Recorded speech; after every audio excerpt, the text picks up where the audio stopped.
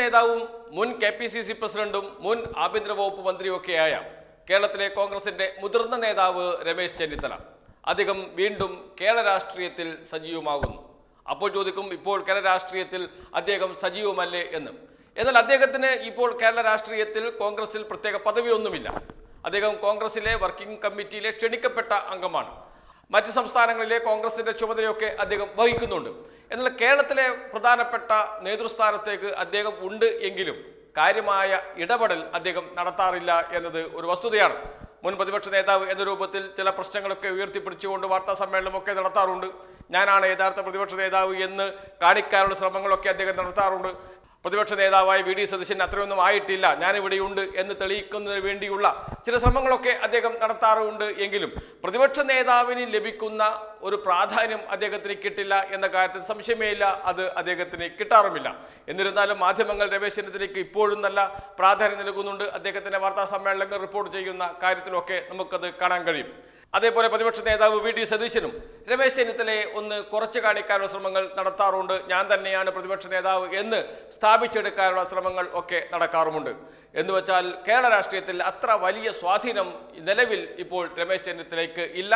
മുതിർന്ന നേതാവ് എന്ന രീതിയിൽ അദ്ദേഹത്തെ മാറ്റി നിർത്തുന്ന കാഴ്ച പലപ്പോഴും നമുക്ക് കാണാൻ കഴിയും. എന്നാൽ ഇനി അങ്ങനെയല്ല, അദ്ദേഹം സജീവമായി കേരള രാഷ്ട്രീയത്തിലേക്ക് വരാൻ പോകുന്നു എന്ന വാർത്തകളാണ് കോൺഗ്രസ് വൃത്തങ്ങളിൽ നിന്ന് പുറത്തു വരുന്നത്. അദ്ദേഹം KPCC പ്രസിഡന്റിന്റെ താൽക്കാലിക ചുമതല ഏറ്റെടുക്കാൻ പോകുന്നു. പിന്നീട് അത് സ്ഥിരമാകും എന്ന വിശ്വാസവും അദ്ദേഹത്തിനുണ്ട്. അദ്ദേഹത്തിന് അത്തരമൊരു ഉറപ്പ് കേന്ദ്ര നേതൃത്വം കൊടുത്തിട്ടുണ്ട്, ഹൈക്കമാൻഡ് കൊടുത്തിട്ടുണ്ട് എന്നാണ് അറിയുന്നത്. അദ്ദേഹം തന്നെ അദ്ദേഹത്തിന്റെ അടുത്ത സുഹൃത്തുക്കളോട് ഇക്കാര്യം പങ്കുവെക്കുന്നുണ്ട് എന്ന വാർത്തകളും പുറത്തു വരുന്നുണ്ട്. ഏതായാലും കേരളത്തിലെ KPCC പ്രസിഡന്റ് ആരാണ്? K സുധാകരനാണ്. അദ്ദേഹം ഇപ്പോൾ കണ്ണൂരിൽ മത്സരിക്കാൻ തീരുമാനമെടുത്തിരിക്കുന്നു. അദ്ദേഹം കണ്ണൂരിൽ മത്സരിക്കണമെന്ന് ഹൈക്കമാൻഡ് നിർദ്ദേശിച്ചിരിക്കുന്നു. അദ്ദേഹത്തിന് മത്സരിക്കാൻ തീരെ താല്പര്യമുണ്ടായിരുന്നില്ല. അദ്ദേഹത്തിന് KPCC പ്രസിഡന്റ് സ്ഥാനത്ത് തുടരാനാണ് ആഗ്രഹം. അത് കോൺഗ്രസ് ഹൈക്കമാൻഡിനെ അറിയിക്കുകയും ചെയ്തിരുന്നു. എന്നാൽ സമരാഗ്നി ജാഥ തുടങ്ങിയത് മുതൽ കേരളത്തിൽ കോൺഗ്രസിലെ രണ്ട് പ്രധാന നേതാക്കൾ KPCC പ്രസിഡന്റ് K സുധാകരനും പ്രതിപക്ഷ നേതാവ് VD സതീശനും തമ്മിൽ അത്ര നല്ല ബന്ധത്തിലല്ല. ആ ബന്ധം നല്ലതല്ല എന്ന് നാട്ടുകാർ അറിഞ്ഞത് ആലപ്പുഴയിലെ പ്രമാദമായ വാർത്താ സമ്മേളനത്തിന് ശേഷമാണ്. ആ വാർത്താ സമ്മേളനത്തിലാണ് K സുധാകരൻ VD സതീശനെ തെറി വിളിച്ച് അഭിസംബോധന ചെയ്തത് എന്ന കാര്യവും എല്ലാവർക്കും അറിയാം, എല്ലാവരും അത് കേട്ടതുമാണ്. അതോടുകൂടി രണ്ടുപേരും രണ്ടു വഴിക്കായി. ഞങ്ങൾ സഹോദരന്മാരെ പോലെയാണ്, ഞങ്ങൾ ഒറ്റക്കെട്ടായി പ്രവർത്തിക്കുന്നു എന്നൊക്കെ ഇരു നേതാക്കളും KPCC പ്രസിഡന്റ് K സുധാകരനും പ്രതിപക്ഷ നേതാവ് VD സതീശനും ഒക്കെ പലപ്പോഴും പറയാറുണ്ട്. എങ്കിലും അവർ രണ്ടുപേരും രണ്ടു വഴിക്കായിരുന്നു. എങ്ങനെയെങ്കിലും K സുധാകരനെ KPCC പ്രസിഡന്റ് സ്ഥാനത്ത് നിന്ന് മാറ്റണം. അതിൽ ഉറച്ച നിലപാടുമായാണ് അതിനുശേഷം പ്രതിപക്ഷ നേതാവ് മുന്നോട്ട് പോയത്. ഹൈക്കമാൻഡിനെ അക്കാര്യം അദ്ദേഹം അറിയിക്കുകയും ചെയ്തു. KPCC പ്രസിഡന്റായി K സുധാകരൻ തുടരുകയാണെങ്കിൽ പ്രതിപക്ഷ നേതൃസ്ഥാനം ഞാൻ രാജിവെക്കും എന്നുവരെ പറഞ്ഞു പ്രതിപക്ഷ നേതാവ് VD സതീശൻ എന്നാണ് അറിയുന്നത്. കേന്ദ്ര നേതൃത്വത്തെ ഹൈക്കമാൻഡിനെ രേഖാമൂലം ഇക്കാര്യം അറിയിക്കുകയും ചെയ്തു. അതിന് എന്താണ് ഒരു വഴി? അതിന് ഒരേയൊരു വഴിയേ ഉള്ളൂ, K സുധാകരനെ കണ്ണൂരിൽ മത്സരിപ്പിക്കുക.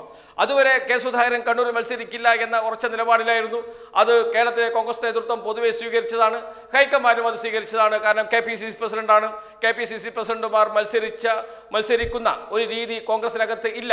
കഴിഞ്ഞ തവണ മുല്ലപ്പള്ളി രാമചന്ദ്രൻ KPCC പ്രസിഡന്റായിരിക്കുന്ന ഘട്ടത്തിൽ മത്സര രംഗത്തേക്ക് വന്നിരുന്നില്ല. അത് സ്വാഭാവികമായി അങ്ങനെ വരാറില്ല, എന്നാലും ഇടയ്ക്കിടയ്ക്ക് അങ്ങനെ സംഭവിക്കാറുമുണ്ട്. എന്നാൽ ഇത്തവണ KPCC പ്രസിഡന്റായ K സുധാകരൻ ആവർത്തിച്ച് പറഞ്ഞു, മത്സരിക്കുന്നില്ല, കേരളത്തിലെ കോൺഗ്രസ് പ്രസ്ഥാനത്തെ നയിക്കുക എന്നതാണ് എൻ്റെ ഉത്തരവാദിത്വം, 20 മണ്ഡലങ്ങളിലെയും സ്ഥാനാർത്ഥികളെ വിജയിപ്പിച്ചെടുക്കുക എന്ന KPCC പ്രസിഡന്റിന്റെ നേതൃത്വപരമായ പങ്ക് ഞാൻ വഹിക്കും എന്നാണ് ആവർത്തിച്ച് K സുധാകരൻ പറഞ്ഞുകൊണ്ടിരുന്നത്. അത് അവസാനം ചെന്നെത്തിയത് കണ്ണൂരിലേക്കുള്ള വണ്ടിയിലാണ്. അദ്ദേഹം കണ്ണൂരിലേക്ക് തന്നെ തിരിച്ചു പോകുന്നു.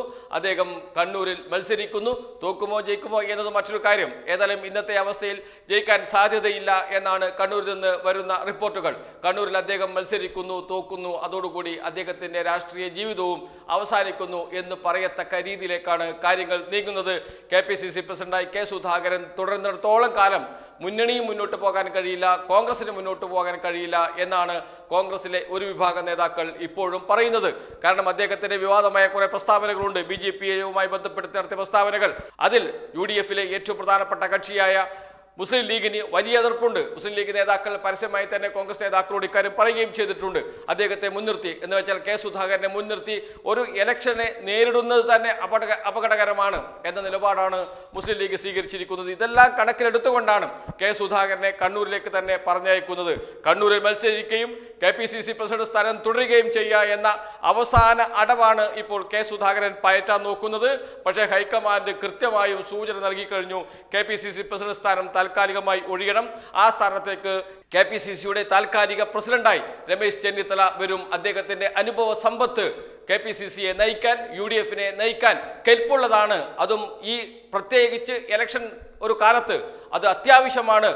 രമേശ് ചെന്നിത്തലയെ പോലെയുള്ള നേതാക്കൾ കോൺഗ്രസിനെ UDFനെ നയിക്കണം എന്ന നിലയിലേക്കാണ് കാര്യങ്ങൾ ഇപ്പോൾ എത്തി നിൽക്കുന്നത്. അതുകൊണ്ട് തന്നെ താൽക്കാലിക ചുമതലയാണ് ഇപ്പോൾ രമേശ് ചെന്നിത്തലയ്ക്ക് നൽകാൻ പോകുന്നത്. അതിനുശേഷം ഇലക്ഷന് ശേഷം അത് സ്ഥിരമായി KPCC പ്രസിഡന്റ് സ്ഥാനത്ത് രമേശ് ചെന്നിത്തല തുടരും എന്നാണ് അറിയുന്നത്. അത് രമേശ് ചെന്നിത്തലയുടെ ഒരു തിരിച്ചുവരവാണ് എന്ന് പറയാതിരിക്കാൻ കഴിയില്ല. അദ്ദേഹം കേരളത്തിലെ കോൺഗ്രസ് നേതൃത്വത്തിൽ എത്രയോ കാലം നിറഞ്ഞു നിന്ന വ്യക്തിയാണ്. അദ്ദേഹം മുൻ ആഭ്യന്തര വകുപ്പ് മന്ത്രിയാണ്, KPCCയുടെ മുൻ അധ്യക്ഷനാണ്. അതേപോലെ തന്നെ 5 വർഷം പ്രതിപക്ഷ നേതാവായും പ്രവർത്തിച്ചിട്ടുണ്ട്. ആ അനുഭവ സമ്പത്ത് മുഴുവൻ ഉപയോഗിക്കണം കോൺഗ്രസിനും UDFനും എന്നാണ് കോൺഗ്രസ് ഹൈക്കമാൻഡ് ഇപ്പോൾ തീരുമാനിച്ചിട്ടുള്ളത്. ഇതിനകത്ത് മറ്റൊരു കാര്യമുണ്ട്. അത് VD സതീശന്റെ വിജയമാണ്. VD സതീശനും കെ സുധാകരനും നേർക്കുനേർ പോരാട്ടം തുടങ്ങിയിട്ട് നാളുകൾ കുറയായി. ഏറ്റുമുട്ടിയും തമ്മിൽ യോജിച്ചുമൊക്കെയാണ് രണ്ടുപേരും മുന്നോട്ട് പോയത്.